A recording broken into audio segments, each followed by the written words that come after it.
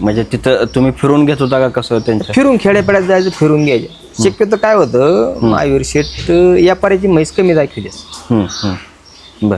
शेतकऱ्याची म्हैस थोडी जास्त दाखवली बुवा. ओके. आपल्याला बी 5-10 हजार रुपये कमी लागावा म्हणून बुवा जास्त प्रयत्न त्यांचा तो असतो. बाकी काय तुम्हाला सगळ्यात महत्वाचा प्रश्न आहे, आता तुम्ही काय आत्ताच हरियाणाला जात नाही किंवा हे ना, तुम्ही बऱ्याच वेळा हरियाणात गेला आणि बऱ्याच वेळा तुम्ही म्हशी आणल्या आणि यांच्याकडून नाही, तर तुम्हाला आतापर्यंत काय फसवणूक जाणवली का आणि कशी होती ते एकदा सांगा, कारण नवीन लोकांनाही समजत नाही. आणि काय होतं, फसवणूक शक्यतो हरियाणात होत नाही. दलाल चांगला असला, माणूस चांगला असला, समजा आपण एखादी वस्तू आपल्या नजरेने फसली, पण दलालाने सांगितलं पाहिजे बुवा ते फसत आहे.